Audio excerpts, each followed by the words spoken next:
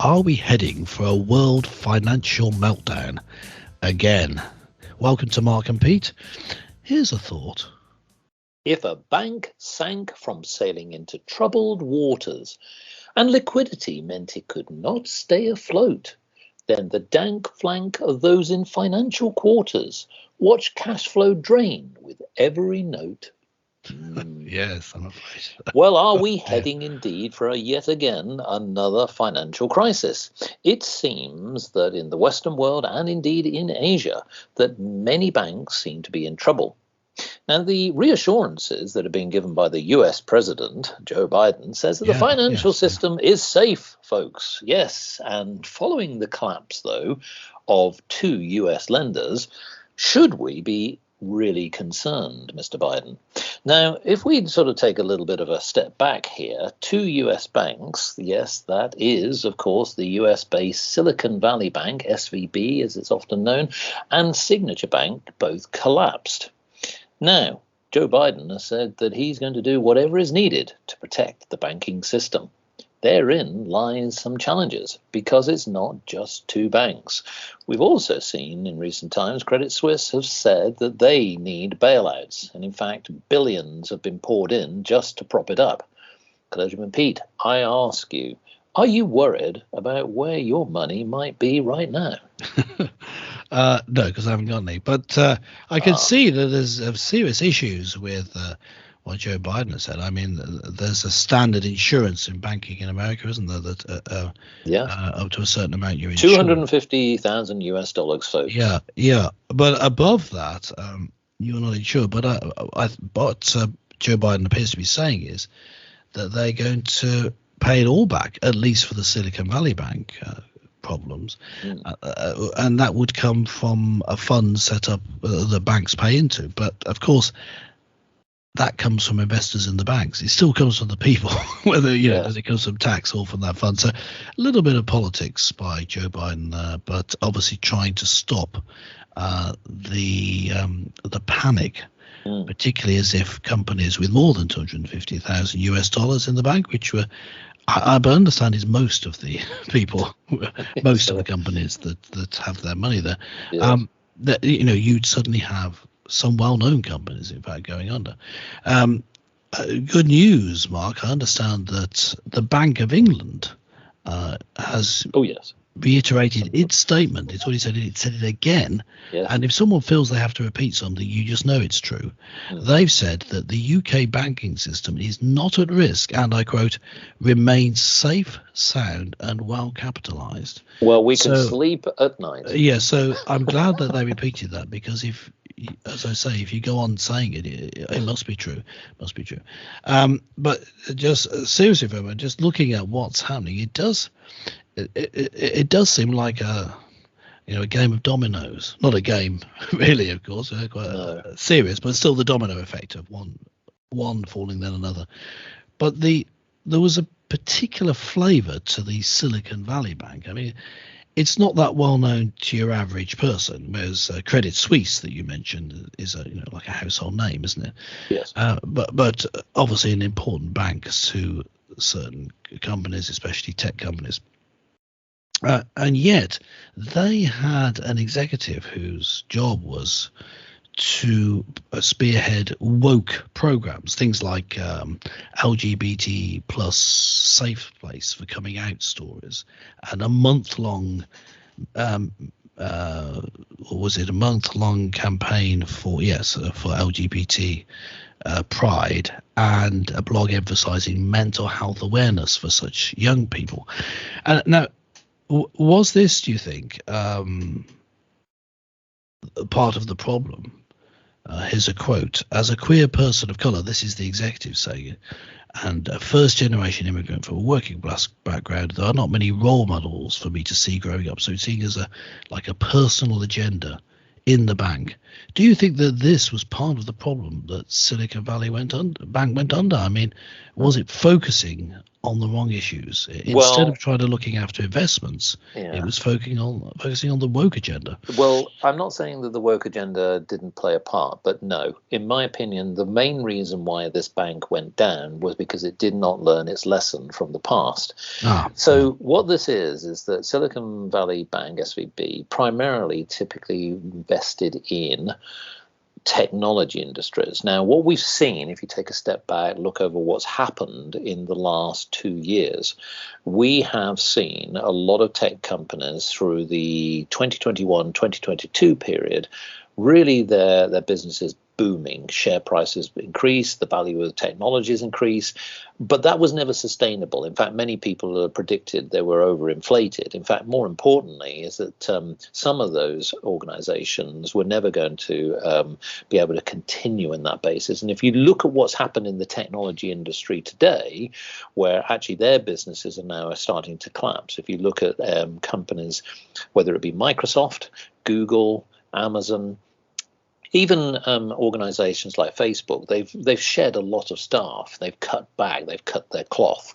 Now, for organizations like Silicon Valley, I think they were too reliant on one industry. We saw this in the dim and distant past. I say that it's not that long ago, but when we went to 2007, 2008, 2009, too many banks, as we know, went and relied on one industry. That was the subprime market. Now, it's not the same scenario. Times were different, trends were different, the industry was different. But the point being is this. I think that we haven't learned, although certainly the banks have not learned the lesson, that when you standardize on one industry and the model gets too focused on a boom-bust industry and you're pushing at the edge, here's the other side where I think the governments have not helped. Like a raging bull or a very ravaging wild dog, if you let it off the lead, it will cause mayhem. It will devour things. In some cases, it will do very well. That's the banks, basically. And you have to rein them back in. And if you don't have the right legislation in place with the right mechanisms, these are the type of things that typically tend to happen. The knock-on effect means that either businesses themselves can't get the cash flow. Similarly, when they come into crisis where either consumer or small businesses, medium and large, want their money out, then you get a run on the bank, digitally or in person, where they try to get the money out of the bank. And so what you're seeing is that governments, and this is the other side to the worst part of it, which is the failing of the system. Because what we saw about 15 years ago is that the governments of the day, whether the American governments, the European governments, etc., were in a position where they could bail them out. They had the money. They basically put the nation back into further debt to bail out. And so this is a different situation where governments are already stretched on debt. So we've got a situation where there is a threshold and there is a commitment from governments. You quite rightly say that, there is a threshold in America. In the United Kingdom, it's £85,000, which in the current rate is just over $100,000. And that's for any investment a consumer has with a given bank. Now, that's a relatively quite a lot of money for any individual. Sure. Now, here's the thing. We now then are not only questioning the judgment of those who are running banks, but we're also now questioning governments in how we've got to this situation. Again, in the title of the show, the again, I think, is really worrying. So are we now at a point where the system is under evaluation? And I think that it is, because if you listen back, folks, to Mark and Pete shows, we talked about what is the next crisis. We're at a point where I think that we've had the crisis with the pandemic. We've had crisis, obviously, in previous bank scandals and issues. We're seeing this unfold again. And I just think that the whole model needs to be re-looked at. There is another element to this as well, because cryptocurrencies have also sort of surfaced.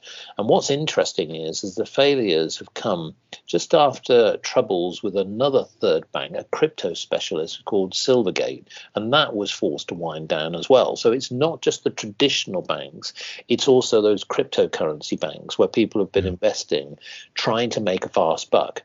It can't work. We almost have to go back to a different time. Do you remember the days, Clergyman Pete, when you had to almost, even as a consumer, justify getting a loan from a bank? And even if you were a business, where you had to go back to those measured approaches, measured approaches to how you get your business a loan. It did used to be very difficult. What's happening here, that we're seeing a meltdown on all levels. So, no, that's at a bank level. You could be far more stringent with credit that's given, and you could be far more stringent about the amount of risk that could be taken on by the bank, because of course they're investing other people's money, and so you could put a more stringent limit on what the fraction is. We're talking about fractional reserve banking, how much you have to have actually reserves now. And interest rates are the other factor as well, because they're very high, and of course people having to pay back, and so this is borrowing money is a real issue here, especially the SVB's issues. Yes, that was their particular issue, wasn't it? Because they had to buy government bonds, buy back government bonds rather, in order to release money, and of course the interest rate had changed during the interim, significantly. Therefore they lost a lot of money in the transaction, but they needed the access to the money in order to pay back creditors. But yes, I can see that that's an issue. I mean, do you think that maybe it's a bigger problem in the whole of the system needs to change? We need to go back to the gold standard, where actually money relates to something physical. This is my personal view. I don't think there's the appetite for a lot of governments and banks to do that, but I think that there's a point here as how many lessons do you need to learn. Now, whether it's the gold standard or something like that, there is something that needs to be brought back, reined back in to a different world that perhaps, as I said, will enable us to have more stability. Because I think that when you have banks that push themselves to the limit and take big risks, you're not just putting the bank at risk. It's, to your point, the domino effect. It affects all businesses. It affects all livelihoods, pensions. This is the other thing that we haven't talked about. The knock-on effect is quite chilling in terms of what the slowdown will be. Now, will it mean a total meltdown? Perhaps not. I think that there are. I know that you sort of mocked the Bank of England a little bit, but I think that they have tried to take a bit more of a measured approach in terms of safeguarding another shock. Yeah. However, they are still going to be affected, because irrespective of what happens with the Bank of England and whatever businesses in the UK and Europe have been doing, the fact is that if American banks or even Asian banks struggle, you can see even share prices in across the world in banks, in Japan and many others are struggling. They are going down. Yes. And this is where I think that I think it now needs a plan, a stepped plan. Not overnight. We're not going to suddenly change the world overnight, but it needs a step plan to think about how we now go back to possibly using more cash, where I know that there's been a call for more cash. There's very much an appetite for the digital world, push-button world in which we're in, where it's much easier to make quick profit, but it's also make quick losses. Yes, I think that's a good point. Use of cash does make it more difficult to simply create money out of nowhere, which of course is causing inflation. Yes. Well, it used to be called printing money for that reason, but now you don't need to print it. You just change the numbers on a computer database. Right. So it's just too easy to do it. I think you're right there. But do you just taking a step back for a bit? Can we just look at the causes of what happened here? I mean, if we just think back just a few short years, we had a couple of years of being locked down, whole economies closing down in most countries around the world, including the countries where the banks we've referred to are located. So, I mean, hasn't that had an effect? I mean, well, it has, and I'll explain is that why. Part of the reason behind it's not the only reason, but it's one of the reasons. One of the reasons financially why it was flawed to lock down businesses was that a lot of businesses under a furlough system, meaning that governments effectively mothballed businesses. They paid staff. They gave companies summer money during that period where they couldn't trade. Now, the challenge with that is that often what happens, as most economists will tell you and analysts will say, when the market opens up, it is an opportunity for businesses to prosper. But the downside is that mothballing businesses that were failing anyway will fail even more in an uplift economy. Now, what you're seeing is this wave. It's like an ocean waving up against the shore. It comes in sort of these cycles, and what we've seen here is a lot of businesses, as well as banks, ironically, struggling, who can't either compete, or they've overcommitted themselves. They've got themselves into a bigger wave than they were expecting because of interest rates, the paybacks, and the loans that they need to commit to. And ultimately, the strategy was wrong. I don't have a problem in a short-term lockdown, but a long-term lockdown, which was for some, certainly in the United Kingdom, over a year. And that is just bizarre. Economically, that was just flawed. And I think that it's not the only reason. I really want to make that clear, because I think there have been maverick practices that we've talked about anyway. But it certainly didn't help, and timing was not good. Yeah. Now, Mark, as the businessman of this duo, you've been talking about what you see as a way out of this, with a proper planned, stepped approach to bringing the banking system into a more responsible way of operating. But assuming, as I think we must, that that's not going to happen, then what is going to happen? I mean, what do you see? The idea of being red pilled, where you suddenly see that there's a big problem despite the Bank of England telling you there isn't, and that sort of thing. I think that it's going to be more pain. There's another pill, but I was just going to say the black pill, when you suddenly realize, it's all going wrong and no one's doing anything about it. So what do you think? What do you see happening? I think there's an irony, and we've seen this again, folks. The word again is, look what happened in the 1990s when Britain itself was fixed to the ERM, and certain people made billions out of that because we as a nation lost out. But the mechanism of finances is that we're seeing today. There will be a lot of people who will make profits as a result. There are certain models, mechanisms, investments, but they are very few. The vast majority and the consequence will be to pensions, to businesses, to livelihoods, and so on. And I think that what we'll see is a period of recession. But I know, in fact, so many people will recognize that we're probably already in that. Technically, probably not in some countries, but others, yes. But yeah, absolutely. I think that what will happen is you will see emerging and a converging of banks. And I don't have a problem with that, because in some ways that will help out in the short term. Long term, no. I think that the whole model, the mechanism, needs to be rethought. Otherwise, very few of the people who are running our society will gain, and the most will have pain. Yes. Well, I see that, and there's a nice little line at the end there about pain again. But yeah, I think there is one final thing to say, though. If that's the case, what of the world? What of the Western societies, the countries in the country in which we live, and its whole of Western culture? I mean, is it on its way out? Are we seeing a realignment in the world as our banking system fails and so much else is just skittering out of control, including the moral fabric of the country? Is this just part of an overall meltdown of the whole of the West? And if you need this translated into Chinese in order to answer, please let us know. Make sure you subscribe, leave a comment on this and every episode.